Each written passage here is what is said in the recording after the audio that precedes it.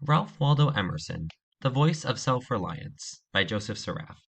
Ralph Waldo Emerson was one of the most influential American thinkers of the 1800s. His ideas about self-reliance, nature, and individuality helped shape what we now call the American identity, one focused on independence, creativity, and personal truth. My thesis is that Emerson's belief in self-reliance and inner intuition transformed American literature by replacing dependence on religion and tradition with confidence in the human spirit and the power of individual thought. Emerson was born in Boston on May 25, 1803. His father, a Unitarian minister, died when Emerson was only 8 years old. This led to his mother and his aunt, Mary Moody Emerson, working tirelessly to raise him and his brothers to give them an education. Aunt Mary was brilliant, strange, and incredibly smart. She consistently challenged Emerson to read deeply and think for himself. Her influence planted the seeds for his lifelong message about independence and intellectual freedom. Emerson graduated from Harvard in 1821, but he wasn't a top student. He finished in the middle of his class, and after graduation, he became a teacher and then a Unitarian minister. However, he began to doubt church traditions and strict religious rules. When his young wife Ellen died of tuberculosis in 1831, Emerson's faith collapsed. He left the church and ministry, questioning the meaning behind rituals like communion. He wanted to find a direct, personal relationship with God through nature and experience. In 1832, he sailed to Europe to heal and think. There, he met great writers like Wordsworth, Coleridge, and many others. These meetings encouraged him to see the world not as fixed, but as something shaped by the creative power of the human mind. Upon returning home, Emerson wrote Nature in 1836. The book said that divinity exists both in people and in the natural world. This became the foundation of Transcendentalism, a movement focused on intuition, nature, and the inner spirit. Emerson gathered like-minded thinkers in Concord, Massachusetts, such as Henry David Thoreau, Margaret Fuller, and others. Together, they explored philosophy, spirituality, and reform, believing that truth could be discovered within oneself. In 1837, Emerson gave his famous speech, The American Scholar.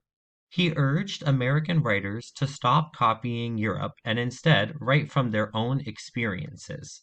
It was a call for cultural independence, a literary revolution in the making.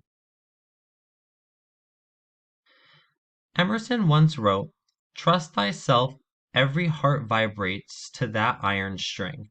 This line from Self-Reliance captures his message perfectly. Believe in your own intuition because it is the truest guide that you have. Emerson believed each person carries a divine spark within. We don't need institutions to tell us right from wrong. We already know through moral intuition. To him, following your conscience was the highest form of spirituality.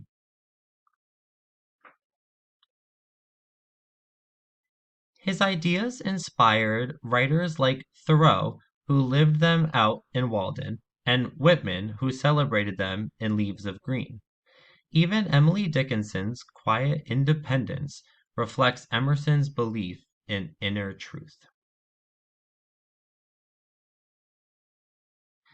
In 1842, Emerson's 5-year-old son, Waldo, had passed away. This tragedy broke him, but it also deepened his writing.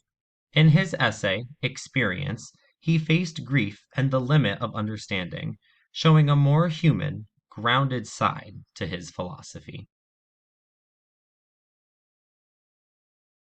Emerson also wasn't just a thinker, he spoke out. He opposed slavery, criticized the Fugitive Slave Act, and supported women's rights. For him, self reliance meant standing up for moral truth, even when society had disagreed. In his essay, The Poet, Emerson said poetry should grow naturally from the poet's vision, not from strict rules. This idea of free form in art inspired Walt Whitman to break from traditional rhyme and create modern free verse. In the Norton Anthology of American Literature, it explains Emerson's essays demanded that readers take an active part in discovering truth. His works were innovations to think, not instructions. His goal was to make thinkers, not followers. As he aged, Emerson began losing his memory, but he never lost his calm spirit. He kept writing and lecturing, continuing to inspire others to think independently and find meaning in everyday life. When Emerson died in 1882, he left behind more than books. He left a way of thinking. He helped create an American philosophy centered on individuality, creativity, and moral courage. His ideas shaped our nation's identity. Even today, Emerson's words still speak to us. He reminds us that change begins within, that trusting yourself, questioning conformity, and following your own path is how we truly leave a trail.